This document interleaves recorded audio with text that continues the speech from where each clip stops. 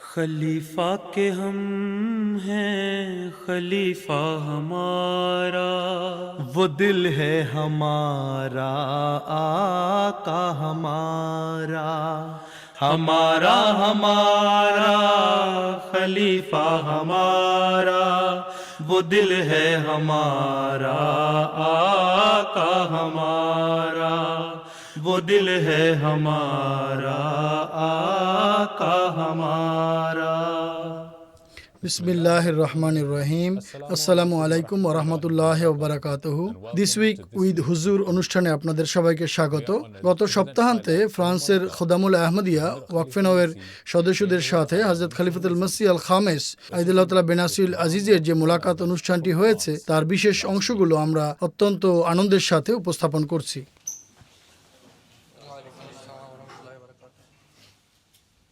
15ই ফেব্রুয়ারি ফ্রান্সের ওয়াকফে নাও খোদ্দামগণ হযরত খলিফাতুল মসিহ আল খামেস আইদুল্লাহ তাআলা বেনাসিল আজিজের সাথে মোলাকাত করার সৌভাগ্য লাভ করে। ওয়াকফে নাও সদস্যরা বিশেষভাবে এই মোলাকাতের উদ্দেশ্যে ইসলামাবাদে এসেছিলেন। মোলাকাত চলাকালীন উপস্থিত সবাই নিজেদের পরিচয় দেওয়ার সুযোগ লাভ করেন এবং বিভিন্ন ধর্মীয় এবং সমসাময়িক বিষয়ে প্রশ্ন করার সুযোগ লাভ করেন। আমরা ওয়াকফে নাও সন্তানদের অনুগত এবং একনিষ্ঠ হতে কিভাবে শেখাতে পারি? হুজুর বলছেন, তাদের বুঝিয়ে বলুন যে তারা ওয়াকফে নাও এবং তাদের ওয়াকফে নাওয়ের অঙ্গীকার পূরণ করা উচিত, অন্যথায় তাদের ওয়াকফ ছেড়ে দেওয়া উচিত। যদি তারা তাদের জীবন উৎসর্গ করে থাকে তবে তাদের উচিত তা আনুগত্যের সাথে পূর্ণ করা, অন্যথায় এটি হবে দ্বিমুখী আচরণ বা মুনাফিকের বহিঃপ্রকাশ, আনুগত্য নয়। আনুগত্য হলো আমরা এই অঙ্গীকার করেছি যে আমরা সকল জাগতিক বিষয়ের উপর ধর্মকে প্রাধান্য দেব অন্যদের চেয়ে বেশি, তবেই আমরা কোরবানি করতে পারবো। বিশ্বস্ততার সাথে কাজ করা হলে আল্লাহ তাআলা এতে সন্তুষ্ট হবেন, আর এটি মানুষের উন্নত নৈতিক চরিত্রের প্রতিফলন ঘটায়। জগতের একজন সাধারণ মানুষের দিকে তাকালে দেখা যায়, কেউ যদি প্রতিশ্রুতি দেয় এবং তা পূরণ করে তাহলে মানুষ তার বিরুদ্ধে চলে যায়। যদি এই বিষয়টি আদালতে যায়, আদালত বলবে আপনি প্রতিশ্রুতি দিয়েছিলেন, আর যদি প্রতিশ্রুতি লিখিত হয় তবে মামলা বা মোকদ্দমা আরও জোরালো হয়। ওয়াকফের ক্ষেত্রে তারা লিখিত অঙ্গীকার করেছে। প্রথমে পিতামাতা লিখেছিলেন, এরপর সন্তানরা 15 বছর বয়সে সেই অঙ্গীকার নবায়ন করেছে, 21 বছর বয়সে তারা পুনরায় নবায়ন করেছে। এরপরে যদি তারা আনুগত্য প্রদর্শন না করে তবে তারা অঙ্গীকার ভঙ্গকারীদের অন্তর্ভুক্ত হবে। আদালত এর জন্য মানুষকে শাস্তি দিলেও আমরা কাউকে শাস্তি দেই না, কিন্তু আল্লাহ তাআলা অবশ্যই এমন লোকদের জবাবদিহি করবেন, এটি তাদের বুঝিয়ে বলুন। আমার প্রশ্ন হলো, বিগ ব্যাংয়ের পূর্বে কি ছিল? এর আগে অন্য কোনো জগৎ ছিল কি? আল্লাহ তাআলা কতকাল ধরে মানব জীবন সৃষ্টি করছেন এবং তিনি কতকাল এভাবে সৃষ্টি করতে থাকবেন? হুজুর বলছেন, আমরা যদি এসব জানতাম তবে কি আমরা অদৃশ্যের জ্ঞানের অধিকারী হতাম না? আল্লাহ তাআলা বলছেন পবিত্র কোরআনের সূরা আম্বিয়াতে, সবকিছু একটি পিণ্ডীভূত ছিল, বদ্ধ অবস্থায় ছিল, এরপর আমরা সেকে উন্মুক্ত করেছি, তখন বিগ ব্যাং হয়েছে এবং সমগ্র মহাবিশ্ব গঠিত হয়েছে, আর এমন আরও অনেক মহাবিশ্ব রয়েছে। এরপর আল্লাহ তাআলা বলেন তিনি এটিকে গুটিয়ে ফেলবেন, ঠিক যেভাবে বই বা কাগজের পাতা গোটানো হয়, তিনি মহাবিশ্বকে সেভাবে গুটিয়ে দেবেন। এরপর আবার বিগ ব্যাং ঘটবে, এরপর আল্লাহ তাআলা পুনরায় জীবন সৃষ্টি করবেন। কাজেই আমরা এতটুকুই জানি, আল্লাহ তাআলা আমাদের এর চেয়ে বেশি কিছু বলেনি। পবিত্র কোরআনের সূরা আম্বিয়ার তফসির পড়ে দেখো। যদি আমরা কোনো মর্যাদাবান কিন্তু অভাবী ব্যক্তিকে কিছু সদকা প্রদান করি, তবে কি সেই ব্যক্তিকে এটি বলা আবশ্যক যেটি সদকা, নাকি একজন ব্যক্তি মনে মনে সদকা নিয়ত করে তাকে দিতে পারেন যাতে সেই ব্যক্তির আত্মসম্মানে আঘাত না লাগে? হুজুর বলছেন, যদি সেই ব্যক্তি সদকা গ্রহণ করা পছন্দ না করেন তবে তাকে সদকার পরিবর্তে উপহার দেওয়ার নিয়তে এই টাকাটি দিন, তখন আপনার নিয়ত পরিবর্তন করে নিতে পারেন। আর যদি আপনি এটি সদকার নিয়তে দেন তবে তার জানা থাকা উচিত, সৈয়দরা বলেন যে তাদের জন্য সদকা হারাম, এবং প্রকৃতপক্ষে বিষয়টি তাই। কাজে আপনি যদি কোনো সৈয়দকে সদকা দেন তবে তিনি বলবেন আমি একজন সৈয়দ আর আপনি আমাকে সদকা দিচ্ছেন, এটি ঠিক নয়। তাই আপনার উচিত হবে তাকে বলা বা অবহিত করা। আর আপনি যদি মনে করেন যে কোনো সৈয়দ অভাবগ্রস্ত এবং আপনি তাকে সাহায্য করতে চান তবে তাকে উপহার হিসেবে সাহায্য করতে পারেন। মনে মনে বলুন যে আমি এই অসহায় ব্যক্তিকে সাহায্য করছি। এমনিতেও আমরা ভাই বোনদেরকে সাহায্য করি, কাউকে সাহায্য করার জন্য সদকা দেওয়াই একমাত্র উপায় নয়। যদি সদকা দেওয়া হয় তাহলে তাকে বলে দিন, কারণ আপনি জানেন না কে সাধারণভাবে সদকা নেয় আর কে নেয় না। আর যদি আপনার নিয়ত হয় এবং আপনি জানেন যে সেই ব্যক্তি সদকা গ্রহণ করবে না তবে তাকে উপহার হিসেবে সাহায্য করুন, তাকে সদকা দেওয়ার পরিবর্তে একটি উপহার দিন। আধ্যাত্মিক জীবনে একজন মানুষকে চড়াই উতরাইয়ের সম্মুখীন হতে হয়। এই প্রেক্ষিতে আপনার দৃষ্টিতে সবচেয়ে নির্ভরযোগ্য নিদর্শনটি কি, যার মাধ্যমে বোঝা যেতে পারে যে কেউ আল্লাহর দৃষ্টিতে প্রকৃত আধ্যাত্মিকভাবে উন্নতি করছে? হুজুর আইদুল বিন আসলাম আজিজ বলেন, তুমি কি কখনো চড়াই উতরাইয়ের সম্মুখীন হয়েছো? জি হুজুর, আমি হই। কিভাবে হও? কিভাবে চড়াই উতরাই হয়? হুজুর, আমি এভাবে চড়াই উতরাই অনুভব করি যে কোনো কোনো সময় আমি তাহাজ্জুদ নামাজের দিকে অনেক বেশি মনোযোগ দিই এবং অনেক সময় মনোযোগ কমে যায় এবং আবার অনেক বেড়ে যায়। হুজুর বলেন, এটি মানুষের প্রকৃতি এবং এটি মাঝে মধ্যে ঘটে থাকে। হ্যাঁ, আধ্যাত্মিক সফরে এমনটি ঘটে থাকে। একজনের জীবনে এই ধরনের বিষয়গুলো ঘটে যখন তুমি তাহাজ্জুদ পড়বে এবং আল্লাহর দরবারে দোয়া করবে, যেখানে তোমার দোয়াগুলো অন্তর থেকে উদ্ভূত হবে। আমি আজকাল যেভাবে দোয়া করার পদ্ধতি ব্যাখ্যা করছি, মহানবী সাল্লাল্লাহু কিভাবে দোয়া করতেন, মসিহ মাউদ কিভাবে দোয়া করতেন, অন্যান্য পুণ্যবান ব্যক্তিরা কিভাবে দোয়া করতেন। যদি কেউ একাগ্র চিত্তে এবং আবেগ ভরা আকুলতার সাথে দোয়া করে, তবে এর অর্থ হচ্ছে আল্লাহ তাআলা তোমার প্রতি সন্তুষ্ট এবং এটি তোমার দোয়া কবুল হওয়ার সময়। কাজেই সেই সময় দোয়া করো। যখন তোমার অন্তরে সংকীর্ণতা অনুভূত হয়, তখনও তাহাজ্জুদ নামাজ এবং ফরজ নামাজ পড়ার চেষ্টা করো এবং আল্লাহর কাছে প্রার্থনা করো, আমার হৃদয় বর্তমানে সংকীর্ণ হয়ে আছে, আধ্যাত্মিকতার দিকে ঝুঁকছে না, তাই আমাকে সাহায্য করো। আল্লাহ তাআলার কাছে সাহায্য প্রার্থনা করো। ইহদিনাস সিরাতাল মুস্তাকিমের দোয়াটি বারবার পাঠ করো। নফল নামাজগুলোতে বারবার এদিকে গুরুত্ব দাও, এটি তোমার আধ্যাত্মিকতার প্রতি মনোযোগ আকৃষ্ট করবে। আমি এই বিষয়গুলো ব্যাখ্যা করছি, খুতবাগুলোতে এই উত্তর দেওয়া হয়েছে। যদি আমার খুতবাগুলো মনোযোগ দিয়ে শোনো, তবে তুমি এর উত্তর পেয়ে যাবে। অনেক আহমদী বলে যে কেবলমাত্র মুসলমানরাই জান্নাতে যাবে যদি তারা ভালো কাজ করেন, এবং তারা বিশ্বাস করে যে অমুসলমানরা তারা ভালো মানুষ হলেও জাহান্নামে যাবে। খ্রিস্টান বা নাস্তিকদের সম্পর্কে কি বলা যাবে? যারা দয়ালু, সৎ এবং সর্বদা অন্য মানুষকে সাহায্য করে, তারা কি সত্যিই জাহান্নামে যাবে? হুজুর বলছেন, তাই নাকি? সম্ভবত আল্লাহ তাআলা তাদের এ বিষয়ে অবহিত করেছেন, আমি জানি না। আল্লাহ তাআলা কোরআনে এমনটি লেখেননি, আর হাদিসেও এমন কিছু বলা হয়নি। আল্লাহ তাআলা যা লিখেছেন তা হলো, যে ব্যক্তি ভালো কাজ করবে, সৎ কাজ করবে, আমি তাকে প্রতিদান দেব। হ্যাঁ, যে ব্যক্তি বিশ্বাস করে না তার জন্য শাস্তি রয়েছে। যদি সে সক্রিয়ভাবে বিরোধিতা করে, যদি সে বিরোধিতায় অটল থাকে, নবীদের বিরোধিতা করে, তাদের জামাতের বিরোধিতা করে, অন্যায় অবিচার করে, তাহলে আল্লাহ তাআলা তাকে শাস্তি দেবেন। কিন্তু যদি সে কোনো ভালো কাজ করে, পুণ্য কাজ করে, তাহলে তিনি তাকে সেই ভালো কাজের প্রতিদানও দেবেন। আল্লাহ তাআলা বলেন, যখন তোমরা কোনো ভালো কাজ করো, আমি তা বহুগুণ বাড়িয়ে দেই, আর যখন তোমরা কোনো পাপ করো, তোমাদের কেবল সেই একটি পাপের পরিমাণই শাস্তি দেওয়া হয়।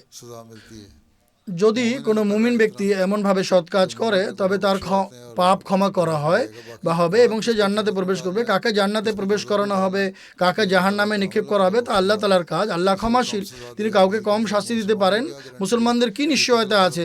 তারা রক্তপাত ঘটাচ্ছে, সন্ত্রাসবাদে লিপ্ত হচ্ছে, অন্যায় জুলুম করছে, এসব মুসলমান কি জান্নাতে যাবে? তারা দাবি করে আমরা জান্নাতে যাব। জান্নাতের খাতিরে আহমদীদের গলা কেটে ফেলো।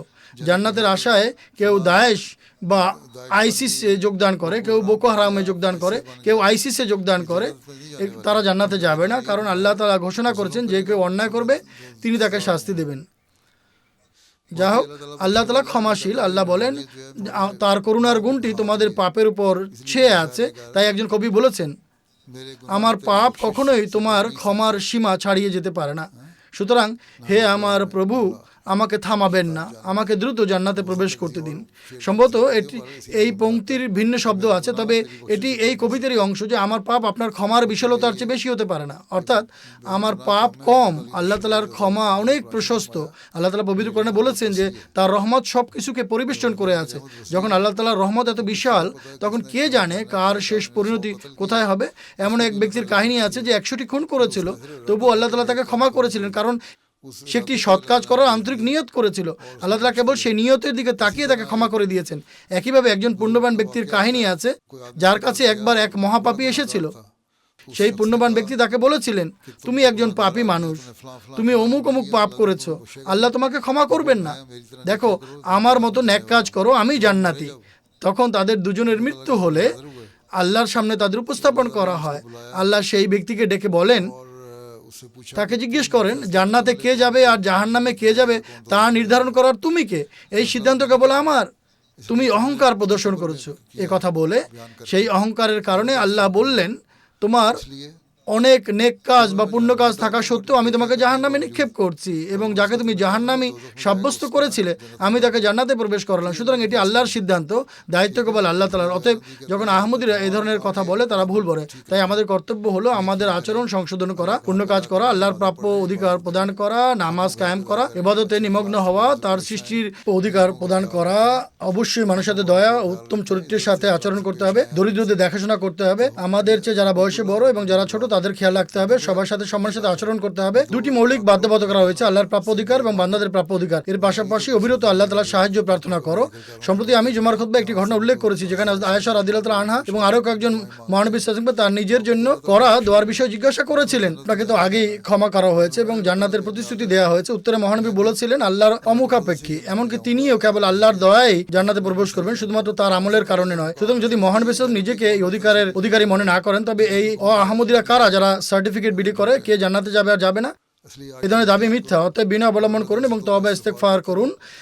কেউ তার শেষ পরিণতি সম্পর্কে জানে না। নিরন্তর প্রার্থনা করো যেন আল্লাহ আমাদের শেষ পরিণতি কল্যাণময় করেন, তিনি যেন আমাদের প্রতি সন্তুষ্ট হন এবং যখনই তিনি আমাদেরকে তার কাছে ডেকে নেবেন তিনি যেন আমাদেরকে তার সান্নিধ্যে রাখেন এবং আগুনের মধ্যে নিক্ষেপ না করেন। যদি কোনো ব্যক্তি একটি সৎ কাজ করে তবে আল্লাহ তাআলা ঘোষণা করেন যে কেউ সৎ কাজ করবে সে যেই হোক না কেন তিনি অবশ্যই তাকে প্রতিদান দেবেন। নবী সাল্লাল্লাহু আলাইহি ওয়াসাল্লামের নবুয়তের দাবির পূর্বে মক্কায় অভাবীদের সাহায্যের জন্য একটি কমিটি গঠিত হয়েছিল। এটি হিলফুল ফুজুল নামে পরিচিত। মহানবী সাল্লাল্লাহু আলাইহি ওয়াসাল্লাম সেই কমিটির সদস্য ছিলেন। তিনি নবুয়ত লাভ করার এবং মদিনা হিজরত করার পর একবার যখন দরিদ্রদের সাহায্যের প্রসঙ্গটি আলোচনায় আসে তখন মহানবী সাল্লাল্লাহু আলাইহি ওয়াসাল্লাম বলেছিলেন সেই লোকেরা যদিও কাফের ছিল তারা একটি মহৎ কাজে নিয়োজিত ছিল এবং আজও যদি তাকে এমন কোনো কাজে অংশগ্রহণের জন্য আমন্ত্রণ জানানো হয় তবে তিনি তাতে যোগ দেবেন, তার নবুয়তের উচ্চ মর্তবা থাকা সত্ত্বেও। এভাবে আল্লাহ তাআলা কোনো সৎ কাজকেই পুরস্কারহীন রাখেন না, তিনি তাদের প্রাপ্য প্রতিদান দেন। আর যেখানে তারা ভুল করছে সেখানে তিনি তাদের শাস্তি প্রদান করবেন। তাছাড়া মহানবী বলেছেন যে এমন একটি সময় আসবে যখন জাহান্নাম খালি হয়ে যাবে এবং অবশ্যই সবাই জান্নাতে প্রবেশ করবে।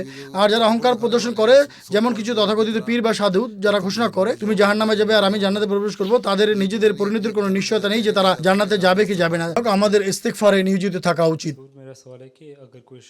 প্রশ্ন হলো, যদি কোনো ব্যক্তির জামাতে সেবা করার সৌভাগ্য হয় কিন্তু সে তার উৎসাহের মধ্যে সাময়িক দুর্বলতা অনুভব করে, তবে সে কিভাবে এর মোকাবিলা করতে পারে?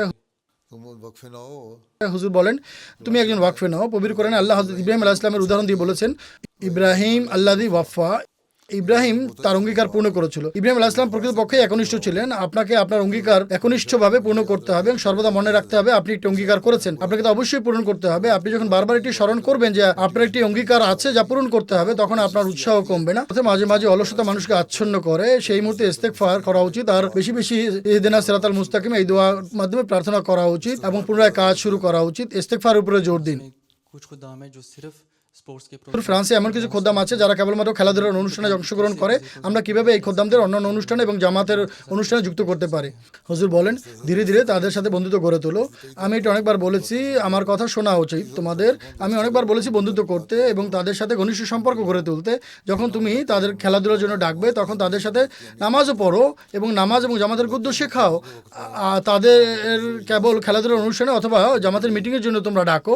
এছাড়া তোমাদের উচিত তাদের সাথে আনুষ্ঠানিকভাবে মেলমেশা করা এবং তাদের সাথে দেখা করা, তাদের ধর্মের গুরুত্ব সম্পর্কে বলো। বিশেষ করে বর্তমান যুগের প্রেক্ষাপটে তারা যেন ইসলামের কাছে অপরিচিত না হয়ে যায়, বরং তাদের উচিত এমন লোকদের সান্নিধ্যে থাকা যারা ইসলামের আদর্শ ধারণ করে। প্রিয় হুজুর, আমার প্রশ্ন হলো, ঈদের দিনে রোজা রাখা কেন নিষেধ? হুজুর আনোয়ার আইদাত বিন আসলে আজ বলেন, আমরা কেন রোজা রাখি? আমরা রোজা রাখি কারণ আল্লাহ আমাদের নির্দেশ দিয়েছেন। আল্লাহ তাআলা সন্তুষ্টির জন্য রোজা রাখি। আল্লাহ তাআলা রোজাকে ইবাদতের একটি রূপ হিসাবে নির্ধারণ করেছেন। ঈমানের ঘোষণার পর নামাজ, রোজা, যাকাত এবং হজ রয়েছে। এর অর্থ হলো রোজা একটি ইবাদত। ইবাদত হলো এমন একটি কাজ যা আল্লাহ তাআলার নির্দেশ অনুযায়ী পালন করা হয়। আমরা সকাল থেকে সন্ধ্যা পর্যন্ত হালাল জিনিস থেকে বিরত থেকে এই রোজা পালন করি। ঈদের বিষয়ে আল্লাহ তাআলা বলেন, যেহেতু তোমরা 30 দিন রোজা রেখেছো তাই আমি তোমাদেরকে আনন্দের একটি দিন উদযাপনের জন্য পুরস্কৃত করছি। এই দিনে আমাদের রোজা রাখা উচিত নয়। ইবাদতে অতিবাহিত 29 থেকে 30 দিন যখন তোমরা আল্লাহ তাআলার নৈকট্য অর্জন করেছো এবং আল্লাহর প্রতি তোমাদের ইবাদতের মান উন্নত করেছো, তখন শয়তান অত্যন্ত অস্থির ও চিন্তিত হয়েছিল। সুতরাং আজ আল্লাহ বলছেন এই দিনে তোমরা আনন্দ করো। শয়তান হতাশ হয়ে যাবে যে আজ তোমরা রোজা রাখছো না। তুমি যদি ঈদের দিনে রোজা রাখতে চাও তবে তুমি শয়তানের সাথে যোগ দেবে, আল্লাহর ইবাদতকে অবহেলা করবে। আমাদের আল্লাহর নির্দেশ অনুযায়ী কাজ করতে হবে। ইবাদত হলো আল্লাহর নির্দেশিত কাজ। আল্লাহ তাআলা আমাদের 30 দিন রোজা রাখার নির্দেশ দেন এবং ঈদের দিন রোজা ভাঙতে এবং আনন্দ করতে বলেন। এই দিনে আমাদের দরিদ্রদেরও দেখাশোনা করার কথা, কারণ তারা তোমাদের সাথী, তোমাদের ভাই, এবং আমাদের উচিত তাদের খাবার খাওয়ানো, তাদের সেবা করা এবং তাদের উপহার ইত্যাদি দেয়া, যাতে তারাও আনন্দময় ঈদ উদযাপন করতে পারে। আমরা সবকিছু আল্লাহর নির্দেশ অনুযায়ী করি এবং সকল ইবাদতও তার নির্দেশ অনুযায়ী আমরা করি। যখন আল্লাহ কিছু করতে বলেন আমরা তা করি, সেটি ইবাদত। আর যখন আল্লাহ কিছু করতে বারণ করেন তা থেকে বিরত থাকি, সেটি ইবাদত। ঠিক আছে? এখন তুমি জিজ্ঞেস করতে পারো যে আমরা সেহরি কেন খাই, ইফতারি কেন খাই। সেহরি খাওয়া অত্যন্ত গুরুত্বপূর্ণ। মহানবী সাল্লাল্লাহু আলাইহি ওয়াসাল্লাম বলেন সেহরি খাও এবং ইফতারিও করো। কিছু না খেয়ে রোজা রাখা কেবল বিশেষ অবস্থাতেই করা উচিত, অন্যথায় স্বাভাবিক অবস্থা রোজা রাখার আগে খাবার খাওয়া উচিত এবং রোজা খোলার জন্য ইফতার করা উচিত। এটি আল্লাহ তাআলার নির্দেশ। আল্লাহর যে নির্দেশই তুমি পালন করবে তা ইবাদতে পরিণত হবে। কাজেই সর্বদা মনে রাখবে আমরা যাই করছি তা যেন আল্লাহর সন্তুষ্টির জন্য হয়, যাতে তিনি সন্তুষ্ট হন। তিনি আমাদের পুরস্কৃত করবেন এবং তিনি আমাদের প্রতি খুশি হবেন। জাযাকাল্লাহ। একটি হাদিসে আছে যেখানে মহানবী সাল্লাল্লাহু আলাইহি ওয়াসাল্লাম বলেছেন ইসলাম শুরু হয়েছিল অপরিচিত বা প্রবাসে, এবং এটি শুরুতে যেমন ছিল তেমনি আবার অপরিচিত হয়ে যাবে। সুতরাং সুসংবাদ সেই অপরিচিতদের জন্য। আপনি কি দয়া করে এই হাদিসটির ব্যাখ্যা করবেন? হুজুর আনোয়ার আইদাতুল্লাহ বিন আসলে আজিজ বলেন, জি, ইসলাম অপরিচিত ছিল। এটি আরবে শুরু হয়েছিল, কিন্তু আরবের লোকেরা জানতো না ইসলাম কি, এমনকি তারা ঈশ্বর কি বা খোদা কি তাও জানতো না। তারা মুশরিক ছিল, পত্তলোক ছিল। যদিও সে যুগে এমন কেউ কেউ ছিলেন যারা এক ঈশ্বরে বিশ্বাস করতেন, কিন্তু ইসলাম যেভাবে উপস্থাপন করেছে সেভাবে তারা খোদা বা ঈশ্বরের গুণাবলী সম্পর্কে সচেতন ছিলেন না। সুতরাং এই বর্ণনার অর্থ হলো, ঠিক যেমন মানুষ আগে ইসলাম সম্পর্কে অনবহিত অজ্ঞ ছিল, যেমন প্রতিষ্ঠিত মসিহ আলাইহিস সালাম লিখেছেন ইসলাম অজ্ঞদের সভ্য মানুষে পরিণত করেছে, তারপর সভ্য মানুষদের শিক্ষিত মানুষে পরিণত করেছে, এবং তারপর শিক্ষিত মানুষদের আল্লাহর বান্দায় পরিণত করেছে। এভাবে তাদের এবং আল্লাহর মধ্যে একটি নিবিড় সম্পর্ক স্থাপিত হয়েছিল। তারা আগে অজ্ঞ ও পশুর মতো ছিল, এমনকি এক জায়গায় লেখা আছে যে তারা বন্য পশুর মতো ছিল। সুতরাং সেই সময় ইসলাম সম্পর্কে কেউ সচেতন ছিল না। মহানবী সাল্লাল্লাহু আলাইহি ওয়াসাল্লাম একটি বৈপ্লবিক পরিবর্তন এনেছিলেন। এখন একইভাবে যদি মানুষ পার্থিবতা এবং ভুল অভ্যাসে নিমজ্জিত হয়, যেমনটি ইতিমধ্যে হয়েছে, সেই যুগের নিদর্শনসমূহ যাতে প্রতিষ্ঠিত মসিহ আলাইহিস সালামের আসার কথা ছিল তা ইতিমধ্যে প্রকাশিত হয়েছে, যেখানে মানুষ ইসলামকে ভুলে যেতে বসেছিল। প্রকৃতপক্ষে মহানবী সাল্লাল্লাহু আলাইহি ওয়াসাল্লামের একটি রেওয়ায়েতে বলা হয়েছে যে এমন এক সময় আসবে যখন কেউ ইসলামের উপর আমল করবে না এবং তারা এর শিক্ষা ভুলে যাবে। এই সময় প্রতিষ্ঠিত মসিহ আলাইহিস সালামের আবির্ভূত হওয়ার এবং একটি বৈপ্লবিক পরিবর্তন সৃষ্টি হওয়ার কথা। শেষ যুগে এমন এক সময় আসতে চলেছে যখন মানুষ ইসলাম সম্পর্কে ভুলে যাবে এবং তাদের পশুসুলভ অভ্যাসে ফিরে যাবে। এর অর্থ এটাই, সেই সময় ভাগ্যবান হবে তারাই যারা ইসলামকে ভুলে যাবে না এবং একে মনে রাখবে। তাদের বিচার শাস্তিমূলক হবে না। বর্তমান যুগে আমরা একই অবস্থা দেখছি যে ইসলামের প্রতি শিক্ষা মানুষ ভুলে গেছে। তাই একজন কবি বলেছিলেন, ধর্মের কিছুই অবশিষ্ট নেই, ইসলামেরই কিছু বাকি নেই, কেবল ইসলামের নামটুকুই রয়ে গেছে। এভাবে ইসলাম মানুষের কাছে অপরিচিত হয়ে গেছে।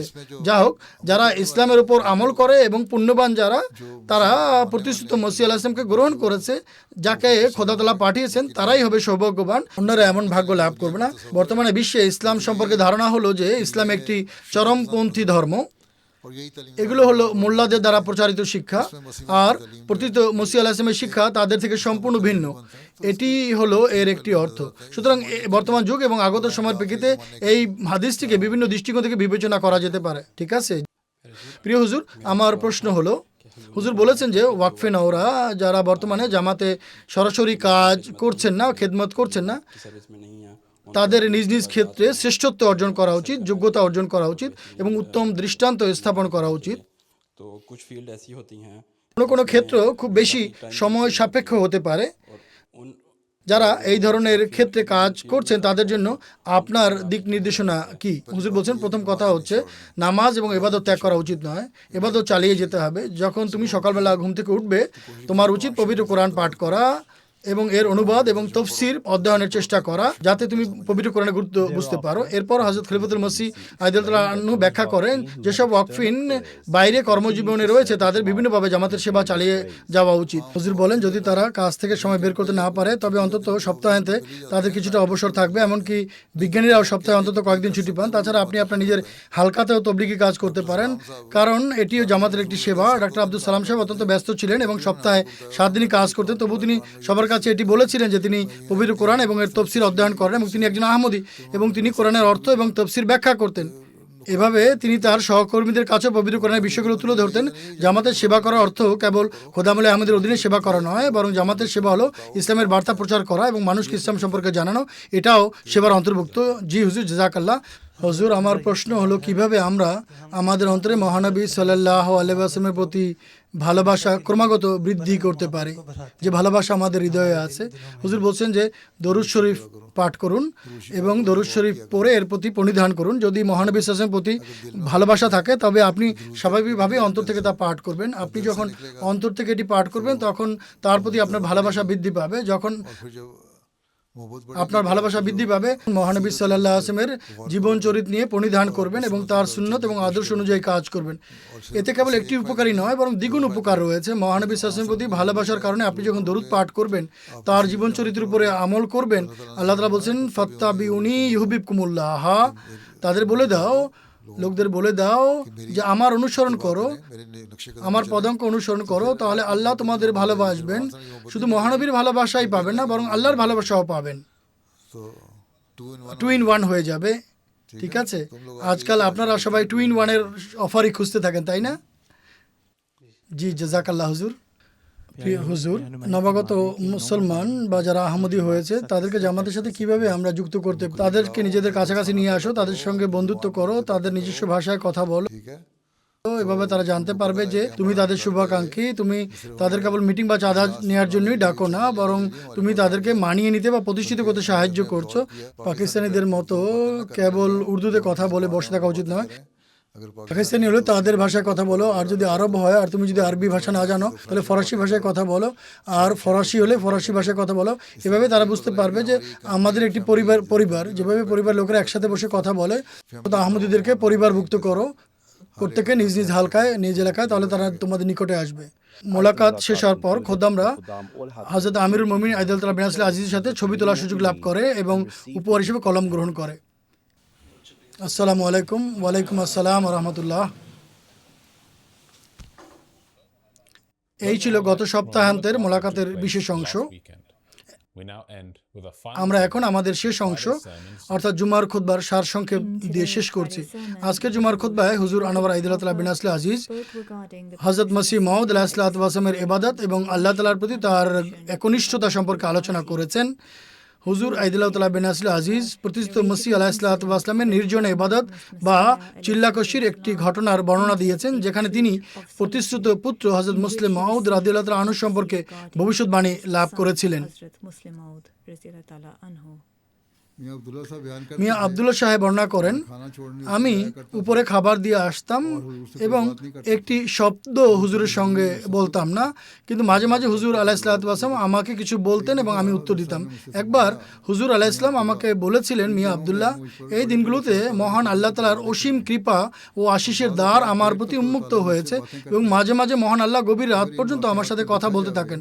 আমি যদি এইসব বৃত্তান্ত লিপিবদ্ধ করি তবে তো অনেক অনেক পৃষ্ঠা পূর্ণ হবে। মিয়া আব্দুল্লাহ সাহেব আরও বর্ণনা করেন, এই 40 দিনের সময়কালেই প্রতিষ্ঠিত মসিহ আলাইহিসসালাতু ওয়া সালাম প্রতিষ্ঠিত পুত্র অর্থাৎ মুসলিম মাউদ সম্পর্কিত ইলহাম লাভ করেছিলেন এবং 40 দিন পর হুশিয়ারপুর থেকেই প্রতিষ্ঠিত মসিহ আলাইহিস সালাম এই ভবিষ্যৎবাণী ঘোষণা করেছিলেন। এটি 1886 সালের 20 ফেব্রুয়ারির বিজ্ঞাপনে প্রকাশিত হয়েছিল, যা জামাতে মুসলিম মাউদ দিবস হিসেবে পরিচিত। কাকতালীয়ভাবে আজ 20 ফেব্রুয়ারি, যা প্রতিষ্ঠিত পুত্রের ভবিষ্যৎবাণীর সেই মহান পূর্ণতাকে চিহ্নিত করে বা নির্ণয় করে। সেই প্রতিষ্ঠিত পুত্র যিনি ভবিষ্যৎবাণী অনুযায়ী জন্মগ্রহণ করেছিলেন এবং তার খেলাফত 52 বছর প্রতিষ্ঠিত ছিল এবং আল্লাহ তাআলা তাকে বিশাল সাফল্য দান করেছিলেন।